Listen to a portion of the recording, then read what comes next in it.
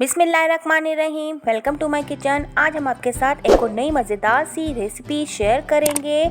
आप ये recipe try करेंगे तो समोसे, पैटीज़, पफ पेस्ट्री से आपकी जान छूट जाएगी। फिर आप बस यही रेसिपी बनाएंगे और एंजॉय करेंगे। समोसे से भी बेहतरीन जायका इसका होता है। ऐसा लगता है पैटीज़ की तरह बिल्कुल मज़ेदार सी बनती है।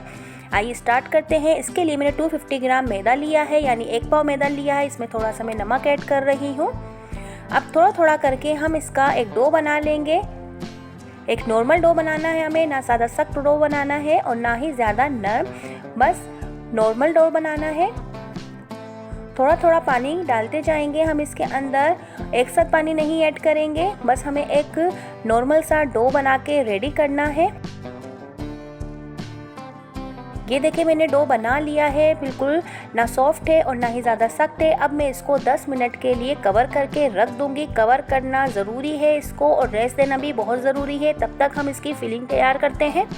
इसके लिए मैंने 250 ग्राम कीमा लिया है, बीफ का कीमा लिया है। इसके अंदर मैं लहसुन अदरक चॉप ऐड कर रही हूँ।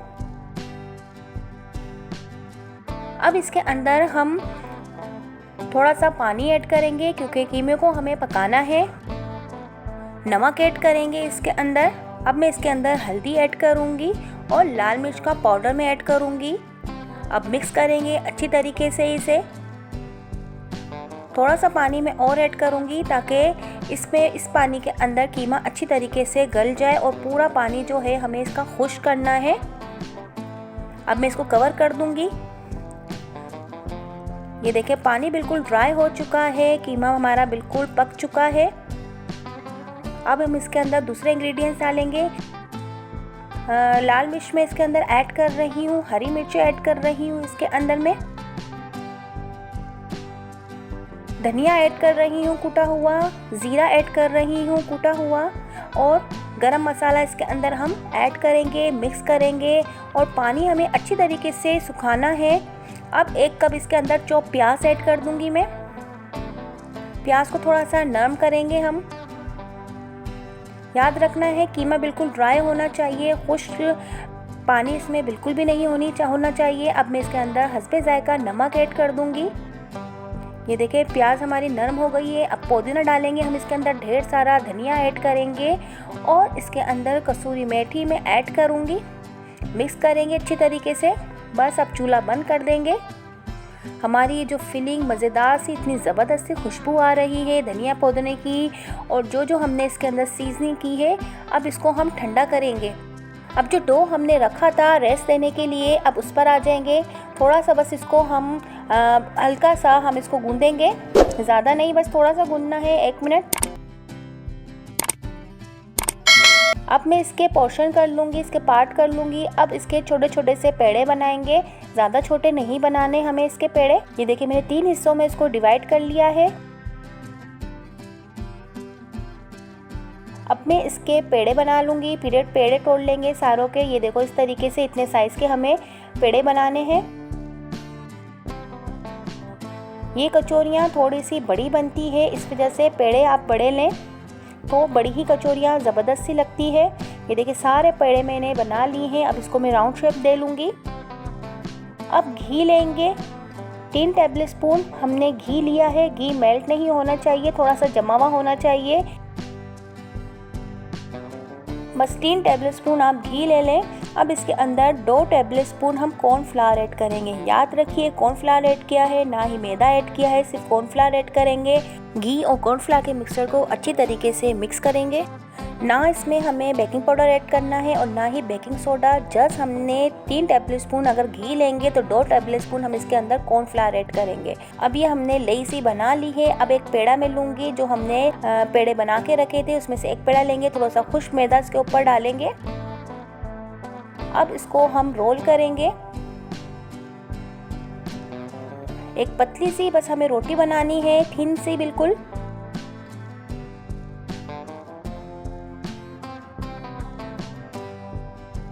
तमाम जगह से हमें इक्वली बेलना है। बस एक पतली सी, ज़्यादा मोटी नहीं बनानी है, वरना इसकी जो लेयर्स हैं वो मोटी मोटी आएगी। हमें इसकी लेयर्स बनानी है, इस वजह से पतली रोटी बेलेंगे हम। देखिए कितनी ज़बरदस्त सी गोल मोल सी बिल्कुल सर्कल टाइप की और पतली सी रोटी हमने बेल ली है। थोड़ा सा मज़ीद और मैं इसको पतला करूँगी। थोड़ा सा खुश मैदा लगाने से ये आसानी से बेल जाती है, कोई डिफ़िकल्टी नहीं होती। बस आप इसको थोड़ा सा फैलाते जाएं। देखिए कितनी ज़बरदस्त सी रोटी हमने बेली है। बस जो काम जो हमें करना है बस इसी स्टेप में करना है। ये स्टेप आप ध्यान से देखिएगा। अब जो हमने लई बनाई थी यानी मैदे कॉर्नफ्लावर की और घी की, वो हम इसके अंदर ऐड करेंगे। बूथ से मैं लगा रही थी पर वो सही तरीके से नहीं लग रही क्योंकि घी जो है हमारा थोड़ा सा जमा हुआ है और हमें इसी तरीके से घी को यूज़ करना है, मेल्ट घी नहीं लगाना। तो ये हाथों से ही अच्छी तरीके से लगेगी। पूरी रोटी पे आप तमाम जगह अच्छी तरीके से ये मिक्सचर लगा दें कॉर्नफ्लावर का और घी का। पूरी रोटी पे अच्छी तरीके से लगाएं, किनार पे हर जगह पे। बस ये जो है इसका एक अहम पार्ट है, ये आप स्किप नहीं कीजिएगा। ध्यान से देखें तो आपकी रेसिपी बहुत अच्छी बनेगी। अब इसको एक साइड से फोल्ड करेंगे, फिर इसके ऊपर यही दोबारा से घी और कॉर्नफ्लावर का मिक्सचर हम लगाएंगे हाथों की मदद से ही, बस थोड़ा थोड़ा सा। अब दूसरी जगह से फोल्ड करेंगे इसे। अब जो पहला हमने फोल्ड किया था वो उसके ऊपर रख देंगे। ये स्टेप आप बहुत गौर से देखिएगा क्योंकि यही स्टेप इसका इम्पोर्टेंट है। अब इसके ऊपर भी हम यही मिक्सचर लगाएंगे ताकि लेयर जो है हमारी अच्छी सी बने। अब एक साइड से फोल्ड करेंगे, फिर दूसरी साइड से फोल्ड करेंगे, फिर पहला साइड जो है दूसरे साइड पे रख देंगे। इसके ऊपर भी थोड़ा सा यही घी और कॉर्नफ्लावर का मिक्सचर हम लगाएंगे। ये देखें, बस हमारा जो है ये पेड़ा रेडी हो गया है। आप इसकी लेयर्स देखें। इसी तरीके से हमें सारे जो है पेड़े जो है इसी तरीके से बना लेने हैं और इसको हमें 10 मिनट तक ज़रूर रखना है। रेस्ट हमें ज़रूर देना है, फ़ौरन नहीं आप बनाइएगा। अब इसको थोड़ा सा फ्लैट करेंगे हाथों की मदद से, जैसा आपको इजी लगे। ये देखिए मैं हाथों से ही इसको थोड़ा सा फैला रही हूँ क्योंकि हमें इसके अंदर स्टफिंग भरनी है। हथेली पे रख के आप दूसरी हथेली से भी इसको फ्लैट कर सकते हैं, जैसा आपको इजी लगे। फिलिंग हमें ठंडी इसके अंदर, फिलिंग गर्म नहीं होनी चाहिए वरना कचौरी जो है फिलिंग निकल जाएगी कचौरी में से।